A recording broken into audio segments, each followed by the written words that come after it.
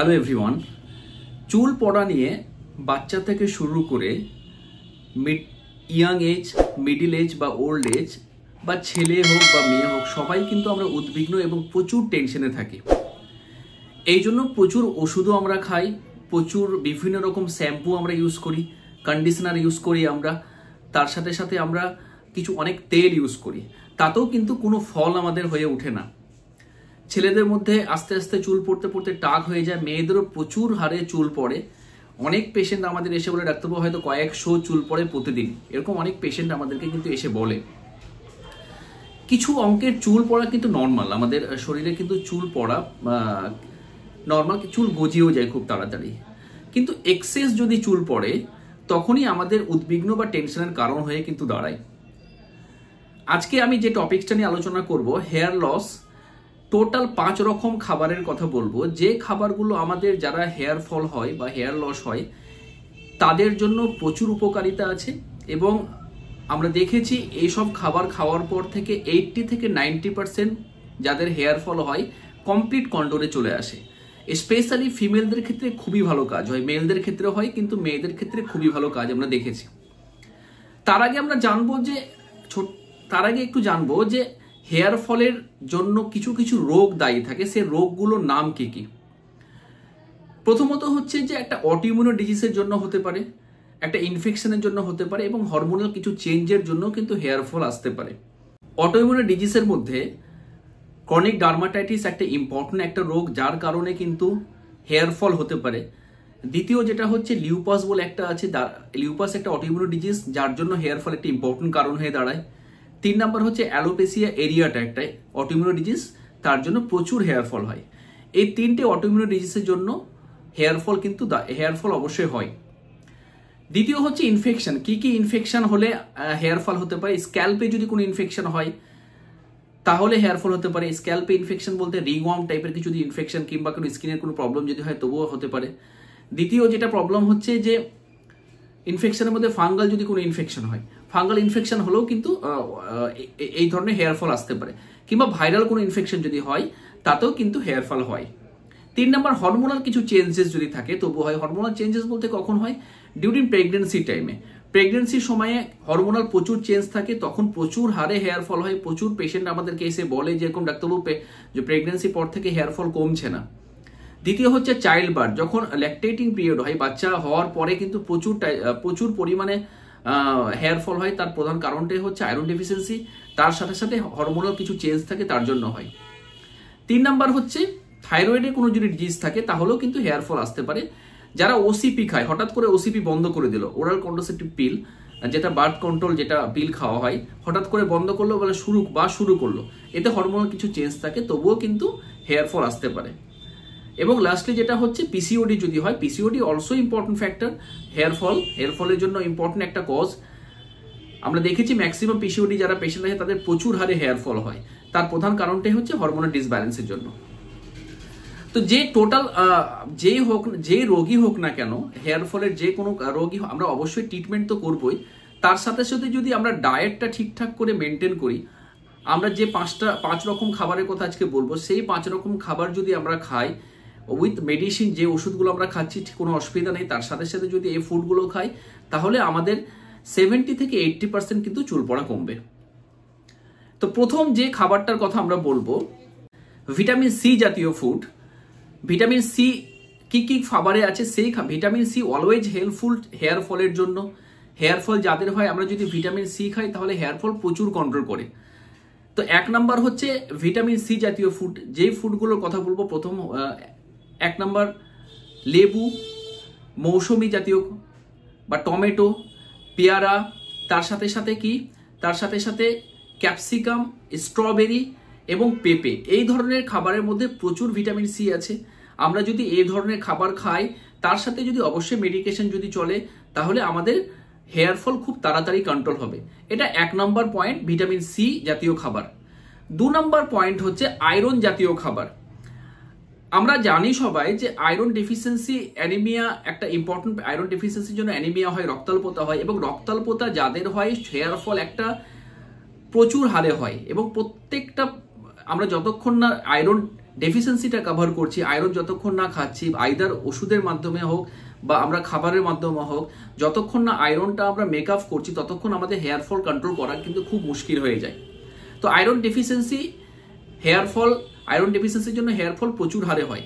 তো আমরা 2 নম্বর পয়েন্ট হচ্ছে আয়রন ডেফিসিয়েন্সি ফুড। কোন ফুডে আয়রন সব থেকে বেশি আছে? যেমন গাজর, বিট, তার সাথে সাথে পালং শাক, এগ, চিকেন, এগুলো খাবারে কিন্তু প্রচুর পরিমাণে আয়রন আছে। এবং ফ্রেশ কিছু ভেজিটেবল যদি আমরা খাই, প্রচুর পরিমাণে আয়রন আছে। তার সাথে সাথে যদি আমি মনে করি আয়রন কিছু যদি আমি যদি আয়রন সাপ্লিমেন্ট যদি বাইরে থেকে খেতে পারি, সেটাও কোনো অসুবিধা নেই, সেটাও আমরা খেতে পারি। তো 2 নম্বর পয়েন্টটা হচ্ছে আয়রন জাতীয় খাবার আমরা যদি খাই তাহলে হেয়ার ফলটা কিন্তু কন্ট্রোল করতে পারে। এবার 3 নম্বর হচ্ছে প্রোটিন জাতীয় খাবার। প্রোটিন জাতীয় খাবার বলতে আমাদের হেয়ার গ্রোর জন্য কিন্তু কোনো শর্করা বা ফ্যাটের কিন্তু প্রয়োজন পড়ে না, এটা কমপ্লিটলি প্রোটিন লাগে আমাদের চুলের গড়া শক্ত করতে বা চুলের আমাদের যখনই চুল গ্রো করে তার জন্য প্রোটিনের ইম্পর্টেন্সটা কিন্তু বিশাল ইম্পর্টেন্স। তো তার জন্য প্রোটিন জাতীয় যদি আমি খাবার খাই তাহলে কিন্তু প্রোটিন ডেফিসিয়েন্সির জন্য কিন্তু হেয়ার ফল হতে পারে। তার জন্য অবশ্যই প্রোটিন জাতীয় খাবার আমরা অ্যাডভাইস করব। এটা 3 নম্বর পয়েন্ট। প্রোটিন জাতীয় খাবার কি কি হতে পারে? যেমন কাঠবাদাম, আখরোট, তার সাথে সাথে চীনা বাদাম, ছোলা বা ডাল, চিকেন, তো এগুলো সয়াবিন, আমরা এগুলো ফুড কিন্তু আমরা অ্যাডভাইস করতে পারি। এগুলো ফুডে প্রচুর পরিমাণের প্রোটিন আছে, আমরা যদি খাই তাহলে অবশ্যই যাদের প্রোটিন ডেফিসিয়েন্সির জন্য হেয়ার ফল হচ্ছে তাহলে অবশ্যই হেয়ার ফলটা কভার হবে এবং অবশ্যই হেয়ার গ্রো হবে, প্রচুর পরিমাণে ঘন হবে এবং ফলটা কমবে। এটা হচ্ছে 3 নম্বর পয়েন্ট। এবার 4 নম্বর পয়েন্ট যেটা হচ্ছে যে ভিটামিন এ জাতীয় ভিটামিন, তার সাথে সাথে ভিটামিন B12, ভিটামিন B6 এবং ফলিক অ্যাসিড যে সব খাবারগুলোতে আছে সেই খাবারগুলো অবশ্যই হেয়ার ফল কন্ট্রোল করে। তার কারণটা হচ্ছে ভিটামিন এ ডেফিসিয়েন্সি যদি থাকে, তার সাথে সাথে ভিটামিন B12 ডেফিসিয়েন্সি যদি থাকে এবং ফলিক অ্যাসিড যদি ডেফিসিয়েন্সি থাকে তাহলে হেয়ার ফল প্রচুর হারে হতে পারে। তাহলে আমরা ভিটামিন এ জাতীয় ফুড খাবো, ভিটামিন B12 জাতীয় ফুড খাবো, তার সাথে সাথে ফলিক অ্যাসিড খাবো। যেসব ফুড আছে যেসব ফুডে এইসব ভিটামিনগুলো এবং ফলিক অ্যাসিড সেই ফুডগুলো আমরা খাবো। সেই ফুডগুলোর নাম কি? যেমন হচ্ছে কলা, তার সাথে সাথে আম, আনারস, এবং এগুলোতে ভিটামিন এ প্রচুর আছে এবং ভিটামিন B12 কিসে আছে? গ্রিন ভেজিটেবল জাতীয় খাবার, তার সাথে সাথে টক দই, মিল্ক, পাস্তা, এই ধরনের খাবার আমরা খেতে পারি। ফ্রেশ ভেজিটেবল এই ধরনের খাবার যদি খাই তাহলে কিন্তু ভিটামিন B12, তার সাথে সাথে ফলিক অ্যাসিড, তার সাথে সাথে ভিটামিন এ আমাদের কিন্তু শরীরে অভাব হবে না। এতে কি আমাদের হেয়ার লসটা কিন্তু কন্ট্রোল হবে। এটা হচ্ছে 4 নম্বর পয়েন্ট। এবার 5 নম্বর পয়েন্ট হচ্ছে ওমেগা 3 ফ্যাটি অ্যাসিড যেসব খাবারে এবং জিঙ্ক যেসব খাবারে আছে সেই খাবারগুলো আমরা যদি খাই তাহলে হেয়ার লস ডেফিনেটলি কন্ট্রোল হবে। আমাদের অনেক সময় আমাদের শারীরিক ওমেগা 3 ফ্যাটি অ্যাসিড ডেফিসিয়েন্সি বা জিঙ্ক ডেফিসিয়েন্সি বা সেলেনিয়াম ডেফিসিয়েন্সির জন্য কিন্তু হেয়ার লস, তার সাথে সাথে আরও সমস্যা কিন্তু হতে পারে। তার জন্য আমরা যেগুলো খাবারে ওমেগা 3 ফ্যাটি অ্যাসিড বা এবং জিঙ্ক এবং তার সাথে সাথে সেলেনিয়াম যেগুলো আছে সেই খাবারগুলো কিন্তু আমরা অ্যাডভাইস করব। কোন খাবারে ওমেগা 3 ফ্যাটি অ্যাসিড এবং জিঙ্ক সব থেকে বেশি আছে? যেমন হচ্ছে বিভিন্ন ধরনের বীজ বলতে সূর্যমুখীর বীজ, তার সাথে সাথে হয়তো তিসির বীজ, মেথির বীজ, মিষ্টি কুমড়োর বীজ, এইসব খাবারে প্রচুর পরিমাণে ওমেগা 3 ফ্যাটি অ্যাসিড এবং জিঙ্ক আছে। তার সাথে সামুদ্রিক মাছে প্রচুর ওমেগা 3 ফ্যাটি অ্যাসিড আছে।